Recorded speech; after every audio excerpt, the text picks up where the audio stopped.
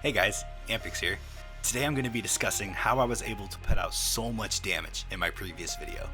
If you haven't seen that video yet, be sure to go check it out. I'm going to leave a link in the video itself and down in the description.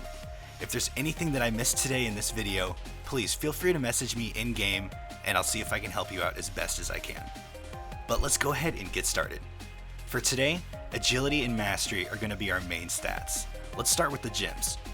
For my gem slots, I'm taking advantage of as much agility as I can. Some orange slot gems can help with mastery if the socket bonus benefits the stat that we are after. Because mastery affects the damage by our finishing moves, it's the main cause of how I'm able to crit these insane numbers. This is where my reforging comes into play. So like we pushed for mostly agility with gems, we're going to be pushing all for mastery with reforging. Stats reforged from crit, hit, and haste seem to give us the most out of our reforging.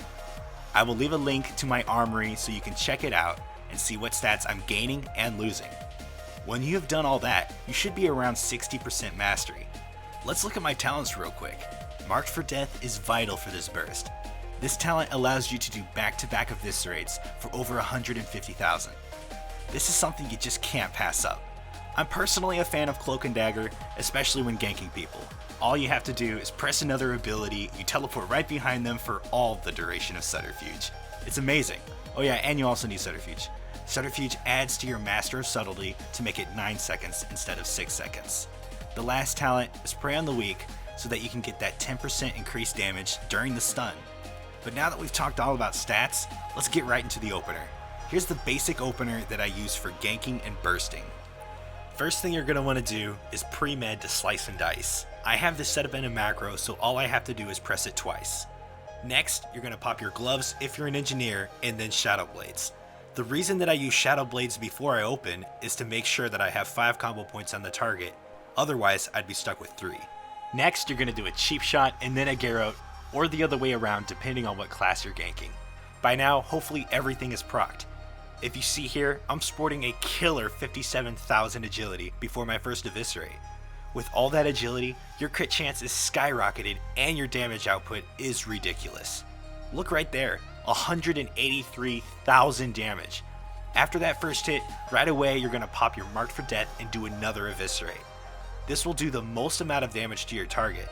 Right after you do your second evis, go ahead and pop Shadow Dance, ambush up to 5 combo points for either another eviscerate or a kidney shot.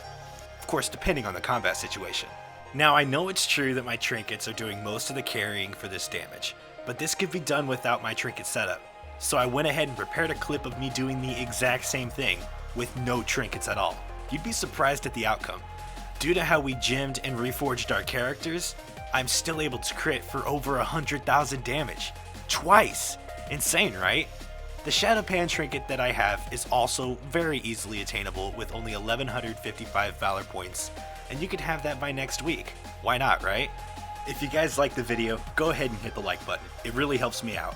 Oh, and don't forget to subscribe if you want more videos like this. So what do you guys want to see next? Let me know in the comments down below. I'll see you guys next week. Peace.